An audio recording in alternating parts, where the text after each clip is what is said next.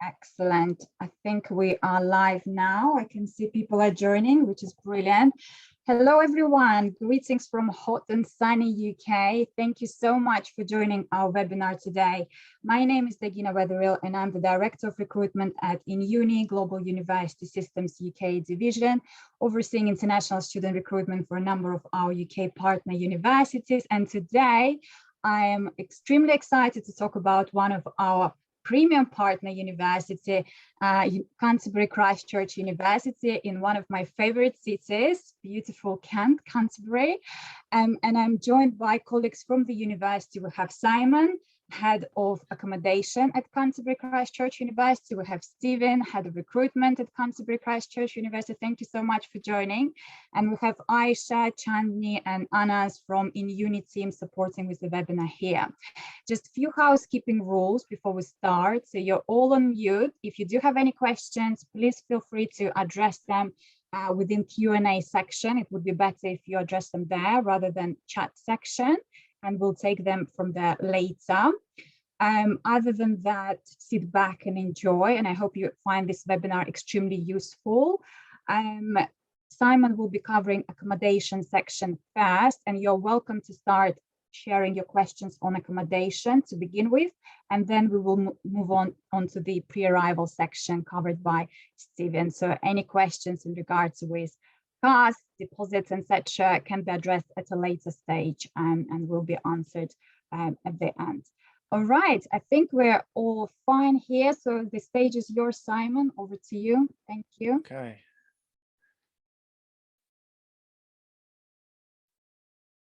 Okay, can everyone see my screen there?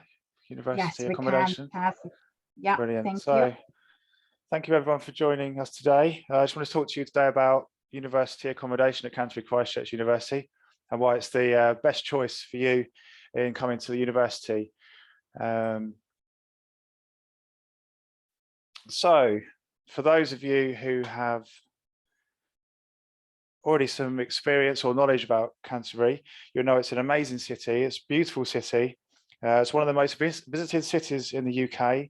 It's a UNESCO World Heritage Site. So you've got the cathedral here, St. Augustine's Abbey, loads and loads of history, Thomas Becket, Chaucer's Canterbury Tales, Archbishop of Canterbury, the head of the Anglican Church is based here. So there's so much to do when you're here as a student. And if you ever do have any family or relatives come over, there's lots of them to see and do as well. There's actually 3 universities in the city of Canterbury, which I'll cover in a second. So because it's actually a relatively small city geographically compared to other British cities. So there's about 55,000 residents. And when you combine that with the population of the other 3 universities, that's another extra 30,000 students in the city. So it's very much a student-based city. So it's very much aims towards students, student life, student activities, and things like that. So our residences. So we're very much a university that's based within the city. If you can see here, there's a sort of circular ring road with a cathedral in the middle. And you can see all the red parts of the university, the red blocks, they're actually the university campuses. So we're very much part of the city as a university. And if you look at the green dots, that's in fact our university accommodations. So you can see that you're very much part of the city when you're staying in one of our university accommodations. So I just want to talk to you a little bit about why Canterbury Christchurch University accommodation is the best accommodation. So I'm going to talk a little bit about Maslow's hierarchy of needs. You may be wondering why, but we'll get to that. So Maslow's hierarchy of needs is a motivational theory in psychology based on a 5-tier model of human needs, often shown as a hierarchy such as this. The needs lower down the hierarchy need to be satisfied first before you can move up the hierarchy there to the peak there. So if we think of you as achieving the best possible degree as the top of the pyramid here, your ultimate aim, how can we as university accommodation, Canterbury Christchurch University accommodation, how can we help you achieve that? So if we start with the universal needs right down at the bottom there, So all of our university accommodation has utility bills included. There's no hidden extra fees or bills on top of what you pay. So that's not just utilities, but your rent includes free and fast internet, contents insurance, and there's also fortnightly housekeeping checks where the housekeeping team will offer advice and help you out with any issues you may have in terms of housekeeping in your communal areas as well. There's no admin fees or deposits or credit checks, although we do ask for a guarantor. The university is your landlord, and we're a very good landlord, and we're actually signed up to the university's UK Accommodation Code of Practice. So that's a nationally recognised association and sets out issues around compliance and what you expect from us. So we try very hard to make sure we're obviously complying with everything that needs to be in place. You'll be living with other Canterbury Christchurch University first year students. So you'll be living with people that you'll be seeing on campus every day and studying with. So it's a great opportunity to make friends for life. So you'll be living with and studying with the same people. And it's a really great way of building up a community and making friends for life. So we offer a 39-week tenancy as standard. So we don't charge any students for the summer. There is the opportunity for some students, they've wanted to stay a little bit longer. Maybe they've got some additional study or something they need to get finished. That is available. And we also have a range of different budgets. So we're quite conscious that some people have higher budgets than others. So we do have a range of budgets which suits all budgets. Security. So all of our accommodation is managed by the university, and all of our accommodation has 24-hour security either on site or a short call away, and you can keep in contact with our security team using a free Safe Zone app. So Safe Zone is an application which you can download. You sign in, and basically it covers all of the accommodation sites, all of the campus sites. So if you ever need, you saw someone in need, maybe it was a first aid incident, someone become injured by tripping or falling, then you'd be able to press a button on your phone. That would summon someone from security, and a first aider would come running. So it's a great feature to use as in your accommodation because they're all covered. We also have 24/7 security on first aiders on all of the accommodation sites as well. So if you ever need assistance in that way, there's someone there. We have an amazing accommodation team. So they have residence officers who look after each accommodation site, and they will be your first point of contact if you have any questions once you're living in accommodation. And during the first few weeks of term, we run a minibus service. So people like to go out in Canterbury. It's not a very big city, but people can get lost. So we do a minibus service. So if someone does go out of an evening to explore and maybe visit some of the locations in Canterbury, they can get a bus back to their accommodation. There's also a lot of things that we're in partnership with, such as the street marshals, street pastors. They walk around the city in the evenings and night times, making sure students are safe. As I say, it's a very safe city, but it just makes it that little bit safer. And there's always someone there to help you if you need to. In the accommodation, you also have great access to the student support and wellbeing services. So you would have that as a student anyway, but being in the accommodation, it gives you a great access to that because the accommodation officer, the residence officers and the security officers liaise directly with those. So if there's any complications or questions you had about living in accommodation, that as a quick entrance into those support services. Social needs. So you'll be living with other Canterbury Christchurch students. So you'll be making friends for life. So you'll be meeting a diverse range of different people from all sorts of locations. And moving from home is one of the biggest parts about coming to university. But don't worry, you're not on your own because everyone else is going to be in the same boat. Everyone's going to have these same anxieties, whether they're coming from the UK already or from a different country. You're all going to be in the same situation, away from home for the first time, and trying to make new friends and do different things together. And everyone's going to be sharing these anxieties, so that's completely normal. But like I say, you'll be making friends for life. And we also have a full program of events for students who stay in our accommodation, and that's led by our accommodation champions and residence officers. So here's just an example of something we have done before. So the students were coming to the end of their maintenance loans, and they were saying, "Oh, we need some prizes that might contain food, because that would help us out a lot." So we made these prizes with hampers, and we had a cooking competition in this instance. So people were cooking cookies, and the winners received food hampers. It's just one of the many events we do in the accommodations, just to bring people together and have fun. We also did a Christmas one, so deck your halls. So this is another one where we had competition, so who could make the most attractive front door of their accommodation. As you can see, there's some really good entries here, and again, they win prizes, and it's a great way of meeting people who you live with and just having good fun and competing with each other in a friendly way. So that brings us to you, the students, thriving and achieving in university accommodation and getting your degree. So there's one more thing. Although this theory was made up in 1987, there's been one thing missing from it, which I'm sure everyone can relate to these days. What is the most important need that everyone has? Of course, it's Wi-Fi. We have free, fast Wi-Fi available in all of our accommodations, and we use the same provider for our Wi-Fi as we do on the campus. So if there's any problems with the Wi-Fi, our IT team fix it almost immediately. And we actually were nominated for the best student Wi-Fi last year in a survey made by students. So that was quite a good nomination to get. So now I'm just going to talk briefly through some of the accommodation options we've got available and the different price ranges. So here's one. This is one of our premium accommodations, Petrus Court. In this, it's a series of blocks, fairly newly built.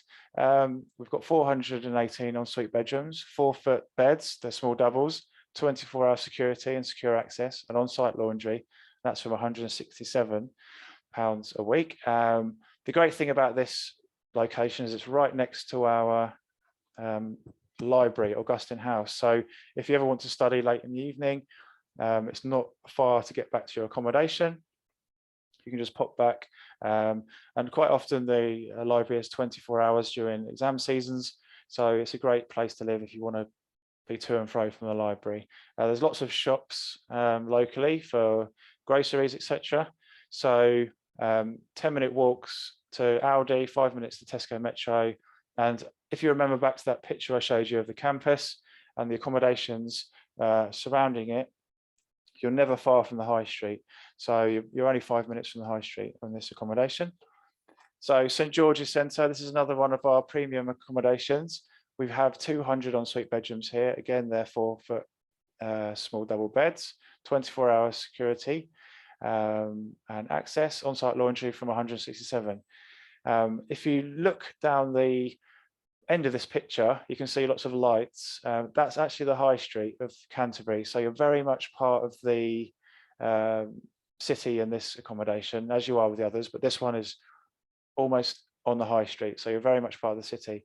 And below this accommodation, you've actually got the student lounge, which is an area where there's a student bar. They do a lot of socials and activities there, craft activities, all kinds of things, movie nights, comedy nights. So it's a great accommodation location if you want to just pop down and see those things while you're there. This particular accommodation is equidistant between the library, which I mentioned, Augustine House, and the campus as well. So you're equal distance from walking from one to the other. Dover Street houses, this is just behind St George's Centre, the one we just spoke of. These are a bit more of a residential feel, as in they look a bit like terrace houses. So we have 10 3-bed houses, a mixture of 4-foot and single beds, 24/7 security and secure access, on-site laundry, and these are from 148. As I say, just behind St George's, so you're equal distance between the library and the teaching campus. Again, you're very close to all the shops and local amenities. Pin Hill, this is a slightly cheaper option. We have 156 bedroom, 40 of those are en suite, so the rest will be shared bathrooms. A mixture of 4-foot and single beds. There's 24-hour security and secure access, on-site laundry. That's from £121. So this is close to the library and a little bit further to walk to the main campus. But you do have great transport links here, because right opposite here is a train station, which takes you to London in just over an hour. So it's great if you want to pop up to London quickly, see some sites up there, and then pop back and be at your accommodation almost immediately. So again, very close to all the shops for groceries, etc., and very close to the high street. So Lanfranc, this is probably my favourite. I say that because it's quite a community feel here. Inside that sort of brown door in the middle there, I don't know if you can see there, there's actually a courtyard, and the houses and flats go right around the courtyards, and it's a great sort of community feel. So people like to sit there and chat and stuff like that, so it's really nice. There's 212 ensuite bedrooms here, mixture of 4-foot and single beds, 24/7 security access again, on-site laundry, and that's from 147. That's typically about our mid-range for our accommodation in terms of price. You're very close to the campus. You're about 10 minutes walk to the library. There's a big Sainsbury's just around the corner, which is a big grocery store, like a supermarket. So you've got great options there, and you're very much part of the city again. Vernon Place, this is often where students who like a bit of a quieter life go. We've got 26 bedrooms here. It's a very community-based feel here. It's actually one of our value options from 118 per week. Again, it's equidistant between the library and the North Thames Road teaching campus. So it's very near to St George's, the one I mentioned before. So you're straight in the right in the middle of both of those areas. Again, very close to all the shops and the high street. Nothing's ever far.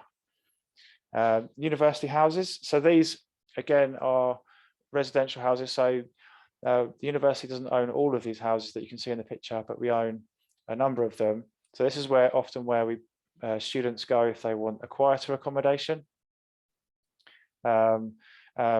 Because it's obviously a residential area, that's where we tend to put students who want the quieter accommodation, because it works well with the resident population of Canterbury. They're terrace style houses, so it's quite a unique feel for student accommodation. They're not like the halls. We have 64 bedrooms here, a mixture of 4-foot and single beds. Again, it's very community based, and it's one of our value options from £118. So you're 15 minutes from the library and support services, 2 minutes from the teaching campus. I'd say you could probably get there even quicker than that, to be honest. If you look out if you're in one of these houses on the right and you looked out your back window, you'd see the campus right there. So it's just a quick walk around down the end of this road and you're there. Again, very close to all the shops and high streets. This takes us to Parham Road. This one, I'm not sure if you recall, but there was one green dot that was slightly further away from the city, but not very far. We have about 90 bedrooms here, a mixture of 4-foot and single beds. There's 24-hour security. So very much a village feel. So our buildings here are part of a much larger student village. I think there's about 2,000 bedrooms down there now. And we have 90 of them. And they're pretty much all students. So it's very much a student feel down there. It's a little bit further to the library, 25-minute walk and 15 minutes to the campus, but you're very close to some very large supermarkets and grocery stores. So you haven't got far to go for anything there. Adaptive rooms. So if any students have any specific medical needs or requirements, they can indicate them on the portal once you log in.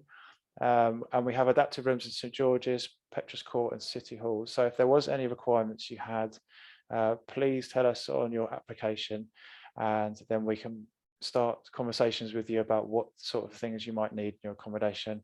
We'll do our very best to make those adjustments and adaptations for you. As you can see, there's a couple of examples of adapted rooms here. One has a hoist in the bedroom, and then the other is a bathroom with various rails and seats and things for showering and things like that. So please let us know what you need and we can provide. So I mentioned the student support and health and wellbeing services. So just wanted to tell you a little bit about those. So if you remember, I said living in our accommodation gives you great access to these services because everyone that you speak to on the accommodation sites will signpost you, direct you to any of these services if you do need any help. So we have the student and wellbeing advisors. They're professionally trained specialist advisors. They offer free, impartial advice and guidance on academic, personal and financial matters. The disability team provides information and range of support for students with their academic and further funding. So for example, if you did indicate that you needed specific requirements for your accommodation, then we would signpost you to that department, and then they would liaise with you and us in accommodation and let us know what you needed. Mental health team, so they offer a confidential advice and support to students experiencing mental health difficulties. Dyslexia team, so any students with dyslexia, ASD or other neurodiverse conditions can receive support such as extended library loans or specialist tutors. And we have a professional counselling service with experienced and qualified counsellors in a confidential setting. So I mentioned before about some of the events we do in the accommodation, and here's just a few more that we do in the accommodation and on the campus. So we have mindful relax and recharge events, community lunches, mini indoor spin sessions. That's where you just cycle on a bicycle as fast as you can. Neck and shoulder massages. These are free. So if you are feeling the strain in the exam season, we have these sessions so you can come and get a nice massage and just relax and chill out. We also have Tuesday Chill, which runs every week in Augustine House, which is just it's like an event where people can go and get free tea, coffee, tea and toast and things like that, and meet other people, play board games and play table tennis and things like that. So it's really good. And one thing that was very popular the last year or so was the pop-up fires. So we had things where people could make s'mores. There would be music, games, there'd be free hot chocolate, free tea and coffee, and people really enjoyed those. And anyone can come from all the other accommodation sites, so it's a great opportunity to meet other people and make new friends. It's a car-free campus, so we're committed to sustainable transport, and there is limited parking on campus in the city centre. Most accommodation sites have no parking, and there's plenty of bike storage. So if you were to get a bike or hire a bike or anything while you're over here, there's lots and lots of storage for you for bicycles on the accommodation sites and the campus. Just make sure you also buy a nice strong lock to go with it. We do subsidised travel for stagecoach buses. Stagecoach buses is a bus service which runs in Canterbury, so you can go all over Kent, etc., all around the local area for a reduced rate if you sign up for one of our special offers. Also, we have the UPay app. So when you become a student, you get a student card, which you can hang around your neck on a lanyard or in your pocket. You'll also get the same thing on your phone in terms of the UPay app. So we have a function on the card and the app where you can top money onto the card so that you can buy coffee, snacks, sandwiches, up to full meals on any of the catering outlets in the university. There's quite a few.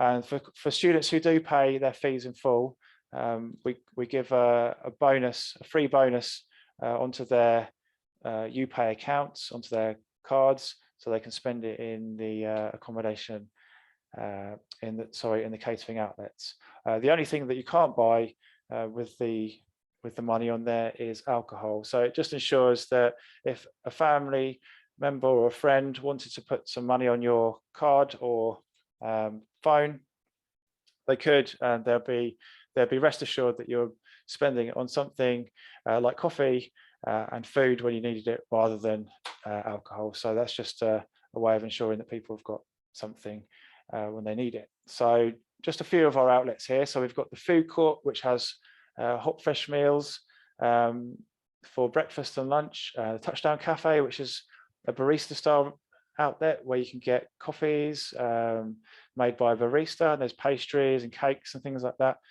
You've got the atrium in Augustine House. So it's a bit like a mini food court where you've got breakfast options, lunch. There's also a barista there as well in the coffee pod. So when you're studying in the library, that's a great place to go down and get a coffee if you need some caffeine. The lounge, so that's the one in St George's. So there's the bar there, the kitchen. That's a great place where the student union also occupy. You can get coffees, meals, even in the evenings as well. So they do evening meals there as well. You've got food trucks, you've got a servery in the old session house, and you've got a coffee dock in our newest building, which is Verena Homes, which has great views of the city from the servery there. So there's lots of options to where to spend your money on those things there. So just to recap on prices, the standard rooms go from 118 to 127 pounds. The ensuite rooms, so that includes the bathroom, they range from 141 to 150 pounds, and the superior ensuite, that's our premium accommodations, which are also ensuite, they are 167. And just to remind you that all our costs includes the utilities and internet, so your gas, your water, electric, and your Wi-Fi. There's nothing else to think about when you pay that fee. So obviously you get a guarantee as a student coming from an international location, and those students will receive offers that have a UF unconditional firm offer from the university.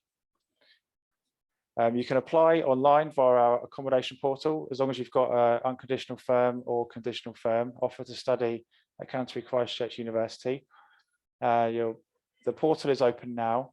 Once you log in there, you'll be asked for 3 choices. The first being your preference, your second choice, and then your third choice. So the quicker you apply, the more likely you are to have your top choice of accommodation. And any questions really? So we've got some websites here if you wanted to learn more and where the portal is. There's an email address there if you wanted to email us and ask us any questions. You might go away today and think, oh, I actually need to know that. So there's that option. There's a phone number there. Obviously, if you're calling from an international location, you need to put the area code on there, which is +44. There's 360 views of our rooms, and we've got lots of social media presence there as well. So look us up and get in touch. Brilliant. Thank you so much, Simon. Really useful information. I can see lots of questions are coming through. I'm going to start with accommodation related questions so that we can let you go. I know you're really, really busy at this time of the year. So there was a question in regards with the payment plan and how does it work when it comes to accommodation. The prices are very affordable, by the way, amazing value. And I was lucky to visit CCU accommodation options as well. Really good quality. But how does it work when it comes to the payment plan? Do students need to pay in full upfront, or is there any installment option? So students can choose to pay all upfront in one payment, or they can do a termly option. If you pay all in one go, you get obviously the £250 on your student cards or app to spend in catering outlets, or there's the termly option, which I think it comes out of the account in September, January and April. There's also, you'll find when you accept your offer, there is a prepayment of £115. That is a non-refundable prepayment, but that if you do termly, that prepayment comes out of your it comes out of your first instalment. So it's not a deposit, it's just a prepayment to secure that place, and then it comes out of your first instalment. Excellent, thank you. So 115, that would be the minimum they need to pay when they make a booking. Yeah, that's correct. Okay, perfect. And then they can choose whether they can pay per term, or they can obviously pay up front, in which case they're receiving 250 on their card to spend for food, coffee, and things. Apart from alcohol, they can pretty much use it within the university canteens. Amazing, thank you. And is there a minimum duration they need to book their accommodation for? The minimum duration, so all our licenses are typically 39 weeks. So that's the standard we go for. That is the minimum. Perfect. So it's 39 weeks. And if they need any shorter, would you suggest to contact the accommodation team for any private options, if any? We could do it on a case-by-case basis, but typically that's our standard offering, and we don't normally sway from that. So. Excellent. Dagina, just to jump in there. So yeah, the 39-week license from our accommodation team covers the academic year. So from arrivals week all the way through to the end of term in June, July time. For private options, there are a number of providers within the city, and we'd be able to, through the international office, I'll be able to provide some links to those providers that are approved by the university sector for provision. What I would say to students is, if they are going into the private sector for accommodation, to look at every piece of paperwork carefully. The city is inundated with accommodation options, and sometimes students can, especially international students, can find they sign up to things that they don't quite understand, just because of the nature of the city. They could be in shared accommodation, they could be in shared dorms. The safest option for somebody arriving is to utilise the university accommodation, and we actually have case studies that show that those students that join university accommodation are more successful in their academics as well. You're more likely to get a better degree, be more successful, and make better friends. Absolutely, I couldn't agree more. Perfect, thank you, Stephen, that's helpful. I can see a few questions which are similar.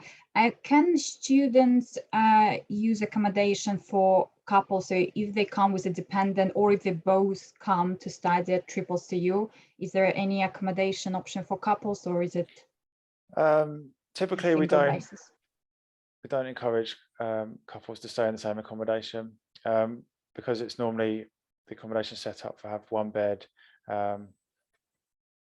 and each room, maybe if you looked at something in Petros, there'll be 7 beds, and when you start putting more people in there, that it can be a cause of friction sometimes, and we just try to keep everyone fair, and just have it as single occupancy only. Okay, all clear, thank you. So if you are keen to stay somewhere as a couple, I guess you will consider other options like private options, or you will obviously be able to book 2 separate accommodation within Canterbury Christchurch University. And then can we just clear up the dependence question as well? Yep. Sorry, can we just clear up the dependence question? We don't offer accommodation on site for dependents. You would need to look into the private sector for that. And there's many reasons for that, obviously, but no, we don't offer accommodation for families or dependents.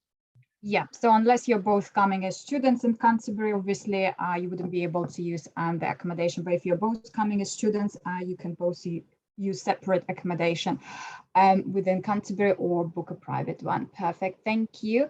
There is a question as to whether students can then extend that 39 weeks contract.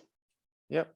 So typically about April, May time, we'll send out an email to all students to say, would you need an extension on top of the 39 weeks? And then we collect a big list of everyone, and then we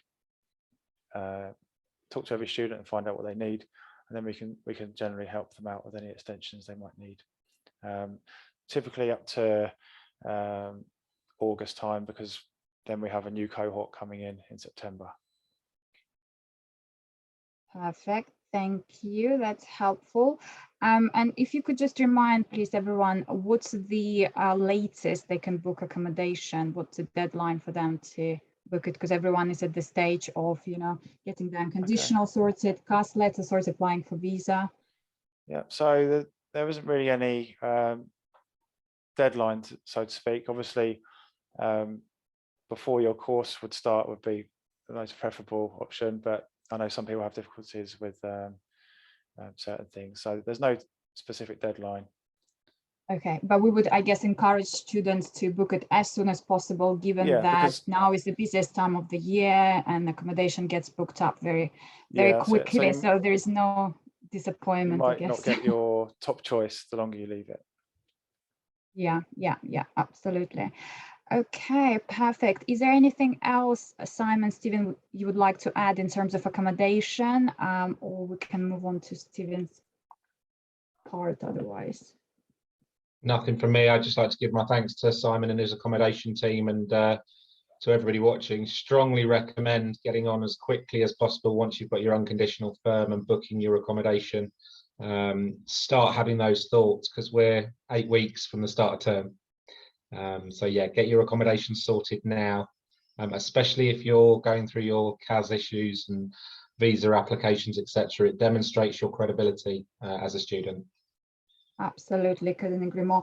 And just a reminder for everyone, I know that you already informed students and our partners as well, but those who are arriving 16th, 17th, 18th of September, there will be transfers to Canterbury from Heathrow and Gatwick airports.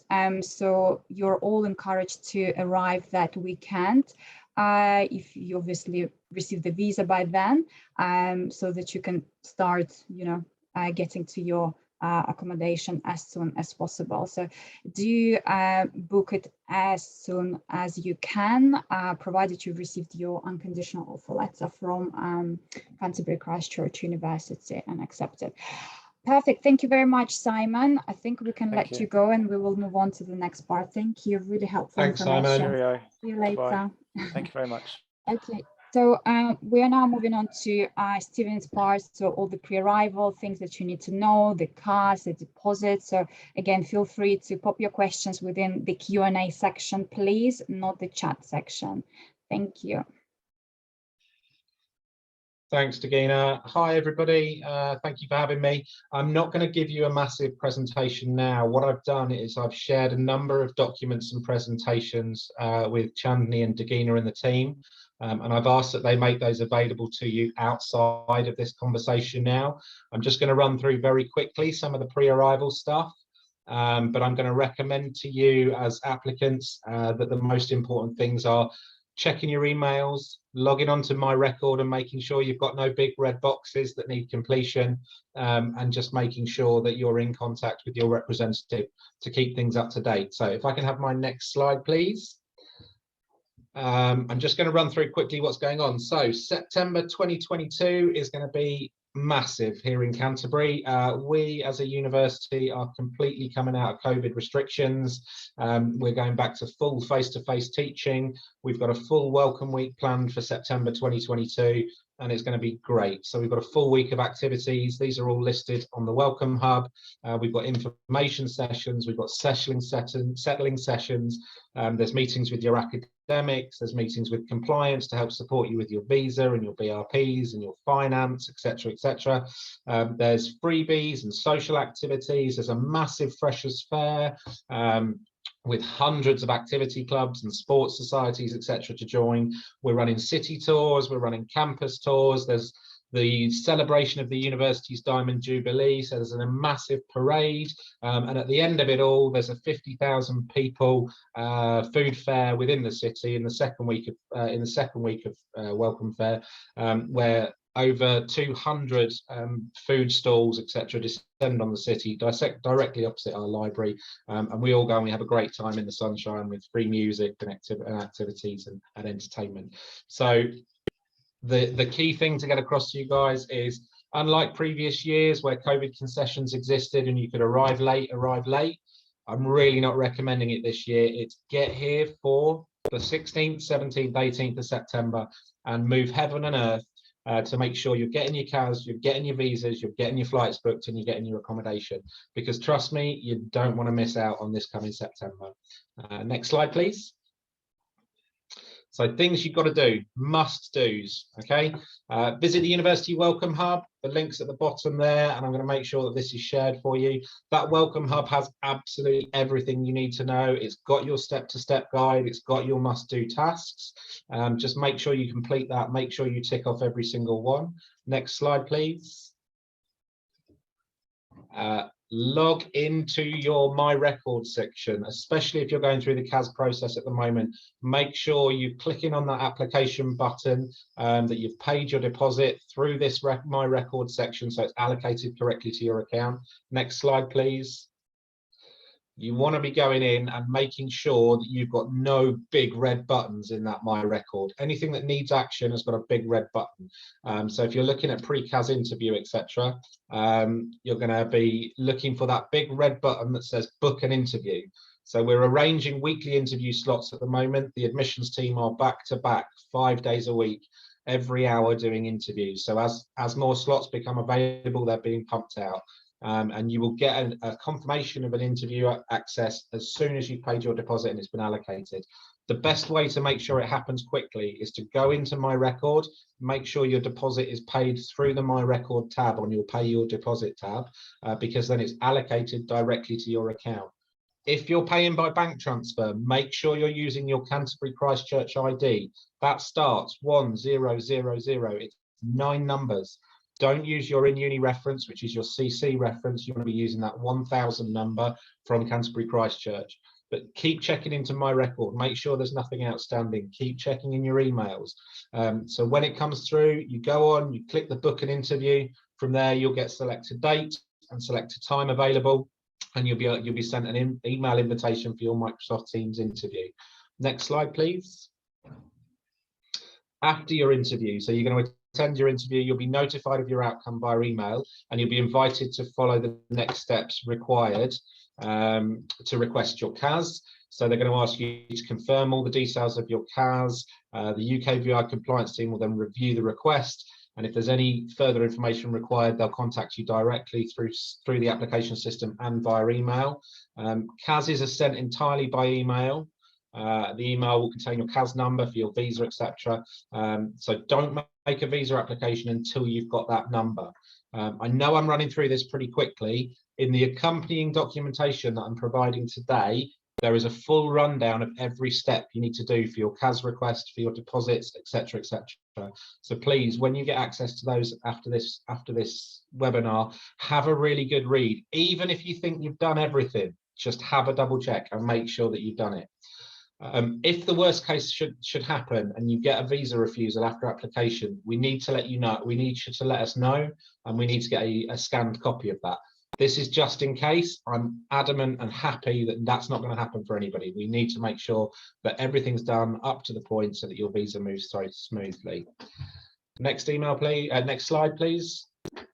So after you've got your CAS, and I can see in the chat there's a lot of questions about unconditional offers and haven't got my CAS request, etc. I'm going to take the questions in a minute. But after you've got your CAS, make your visa application immediately. Don't wait. You need to begin your preparations to travel to Canterbury. Term starts on the 19th of September. You need to make sure you've got your flights booked. You need to make sure you've got your accommodation sorted. There's a lot to do.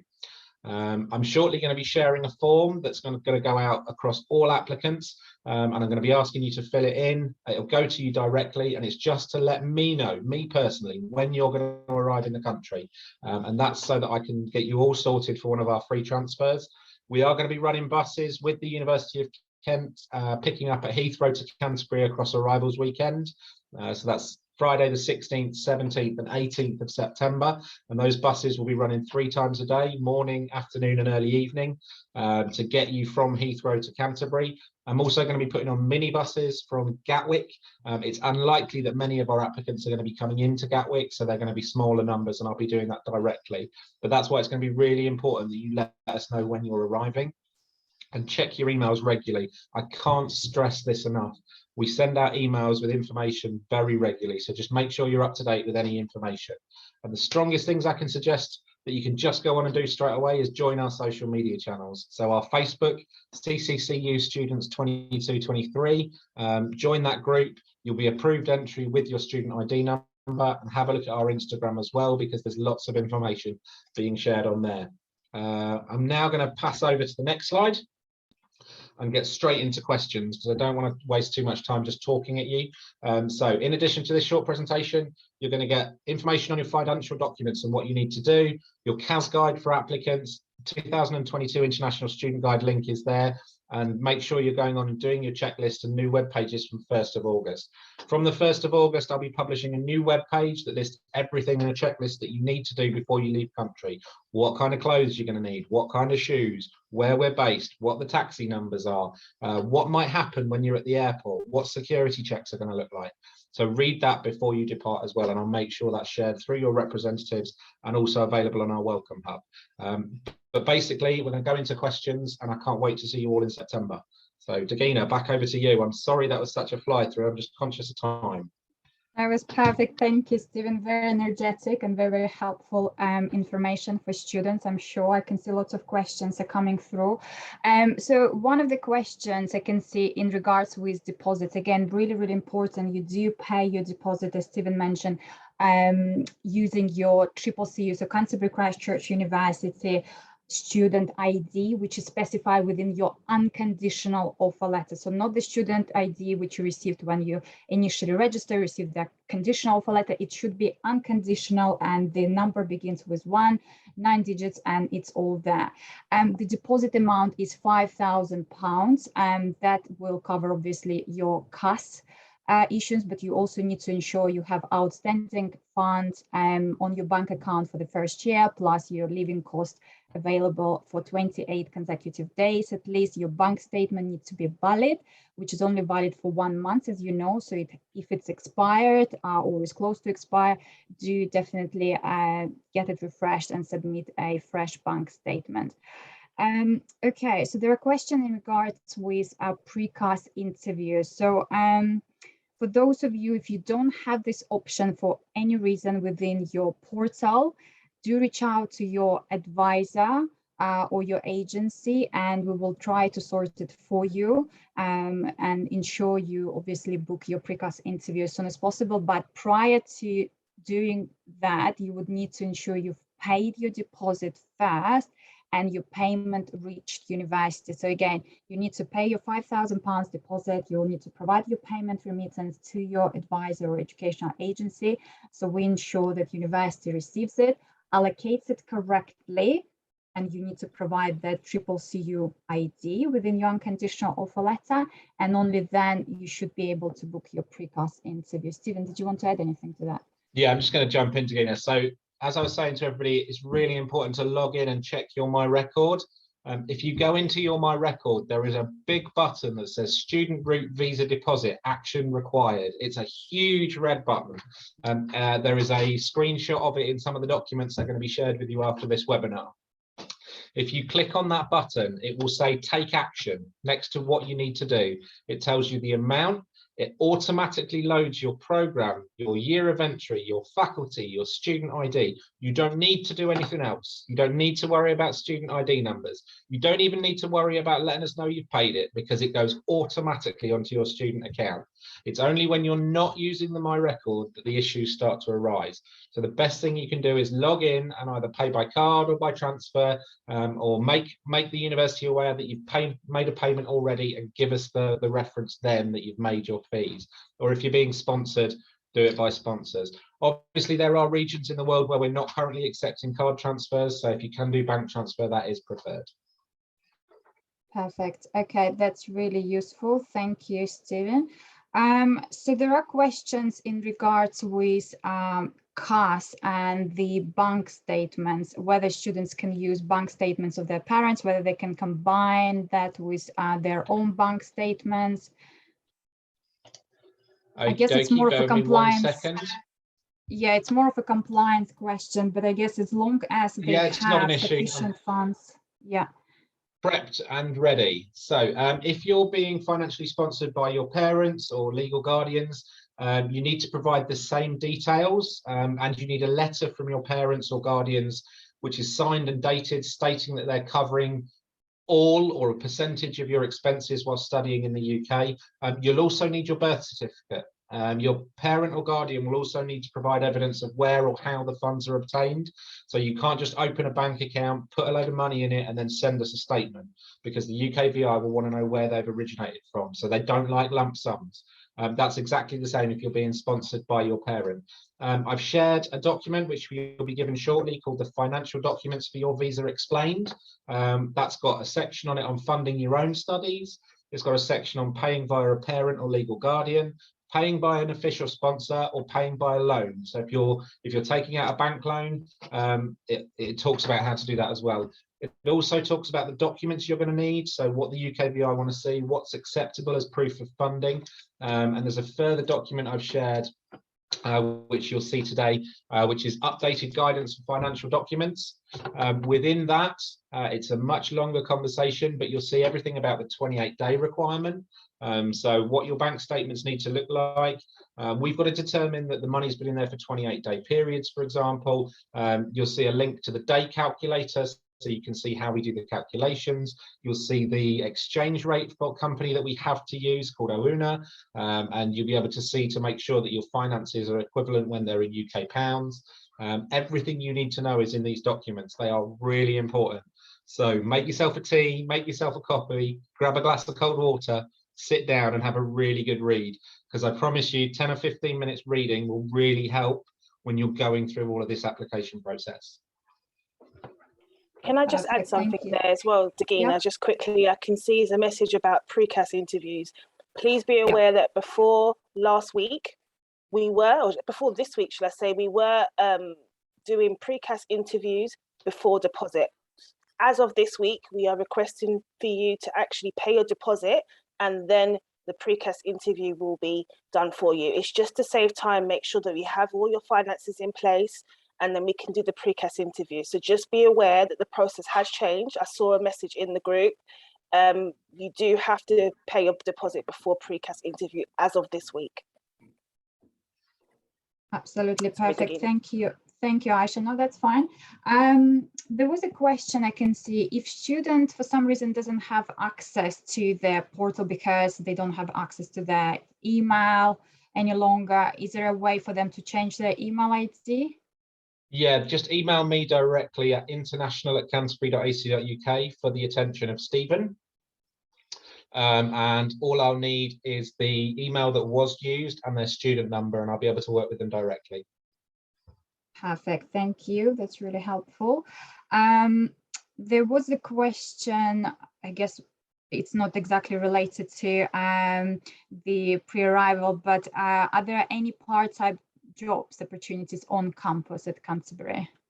Sorry, I missed the question, Dagina, you broke up. What are the part-time jobs opportunities on campus? Canterbury is awash with short-term working and part-time working for students. We have an on-site job agency called InUni as part of the Welcome Week introductions. InUni so the open sessions for international students that I'll be running myself. InUni are joining me to give a presentation about part-time job opportunities in cafes, bars, teaching, shops, everything in between. Also the work that we have within the university as ambassadors, etc. The beautiful thing about doing it through our InUni is that they help manage your hours, make sure that you're paid appropriately and legally, and that you're not in breach of visa conditions when you're working through the InUni. So you'll be working through the university.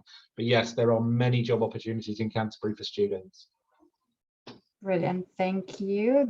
I'm sure that's exciting for international students. I can see lots of questions are in regards with unconditional offer letter. So in case if you haven't received your unconditional offer letter, please ensure firstly you have done the consultation session with InUni team. So reach out to your agent or your advisor if you haven't done so. Make sure you submit all your outstanding documents, or perhaps your personal statement needs to update it. Ensure it's not plagiarized, it's not used from anyone else. It needs to be your your individual personal statement.